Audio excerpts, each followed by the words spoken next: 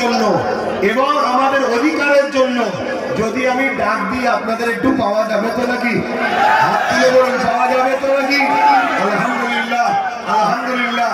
তবে এখানে বিদায় নিবার আগে একটা কথা বলবো, সমস্ত ইমাম আলেমদেরকে লক্ষ্য করে বলবো, আপনারা গোপনে গোপনে হলেও জুম্মার দিন বা অন্য কোনো দিন খামের মধ্যে নাম ফোন নাম্বার লিখে আমার অফিসে জমা দেন ফুরফুরায় শরীফে যে আপনার সাথে আছি। শুনছেন? এভাবে যদি আমরা 20, 30, 40, 50 হাজার আলেম ওলামা এক জায়গায় হতে পারি, তাহলে আমাদের কেউ কিছু করতে পারবে না। আর না হয় আপনি আপনার রাস্তা দেখুন, আমি আমার রাস্তা দেখছি। ওপেন বলছি যে আমার সাথে আছে, আমি তার সাথে আছি। না হয় বাপ, সব মুসলমানের জন্য জীবন দেওয়া যাবে না, কারণ মুসলমান তারাই তাদের কওমের সব থেকে বড় গাদ্দার হয়ে গেছে এখন। কথা কি কষ্ট লাগলো? কথা কি কষ্ট লেগেছে? ওয়াকাফ আন্দোলন করতে হবে। এই প্রতিটা ইমাম প্রতিটা জুম্মার দিনে 2 লাইন হলো ওয়াকাফ নিয়ে বলা দরকার। যদি ওয়াকাফ নিয়ে না বলে তাহলে এই জাতি ঘুমিয়ে পড়বে। ঘুমিয়ে পড়লে বাবরি মসজিদের মতো রায় হবে।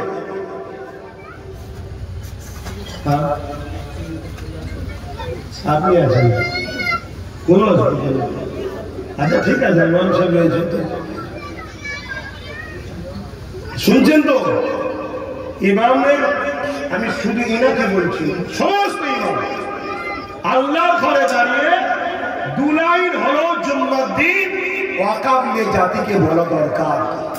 যদি না বলে, বাবরি মসজিদ নিয়ে যেমন আমরা ভুলে গিয়েছিলাম, শুধু 6 ডিসেম্বর এলে মনে পড়তো সুপ্রিম কোর্ট থেকে এক জজ সাহেব সংবিধান বিরোধী আস্থার উপরে রায় দিয়েছে, জানেন তো না? ঠিক এটাও সেম হয়ে যাবে।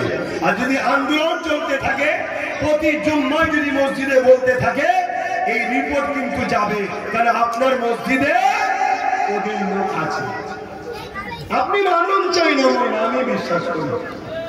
শুনছেন না শোনেন? হ্যাঁ, সে রিপোর্টিং করবে যে জুম্মায় আলোচনা হচ্ছে, জুম্মায় আলোচনা হচ্ছে, জুম্মায় আলোচনা হচ্ছে, হাজার হাজার লাখ লাখ মসজিদে আলোচনা হচ্ছে, সব রিপোর্টটা দিল্লিতে পৌঁছাবে। দিল্লিতে সরকার কিন্তু লড়বে, দেখো এই ঘটনার সঙ্গে মারপিট হবে। আর যদি চুপ করে যায়, সব রিপোর্টিং হবে, সব ভুলে গেছে, কত দরদ নেই, বেখেয়াল হয়ে গেছে, টুক করে পাস করিয়ে দেবে, একটা রায় দিয়ে দেবে। হ্যাঁ, শুনছেন তো নাকি? দ্বিতীয় নম্বর, আমাদের মতো যারা ওয়াইজিন আলেম ওলামা পীর যারা মুফতি মৌলানা 2 ঘন্টা 2.5 ঘন্টা জলসা করছো, দিনের দুহাইতে পেট চালাচ্ছ, আবারও চলছে। মাইকটা পেলে দিনকে বাঁচাবার স্বার্থে, দিনের মূলটাই তো মসজিদ, মাদ্রাসা, কবরস্থান, ঈদগাহ, খানকা, এছাড়া দিন কি করবে? এটা বাদ হলে দিন থাকবে? অতএব দিনের স্বার্থে 5টা মিনিট হলো প্রত্যেকটা জলসায় যেন আলেম ওলামারা ওয়াকাফ নিয়ে আলোচনা করে। কি আপনারা একমত আমার সাথে?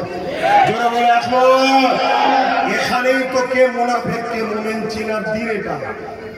যদি না মসজিদে জুম্মায় আলোচনা হয়, যদি না ওয়াইজিনরা মজলিসে আলোচনা করে, তাহলে জেনে নিতে হবে এরা শুধু পেট চালাবার জন্য ধর্মকে সাইনবোর্ড করেছে, এরা ধর্মের ভালো চাই না।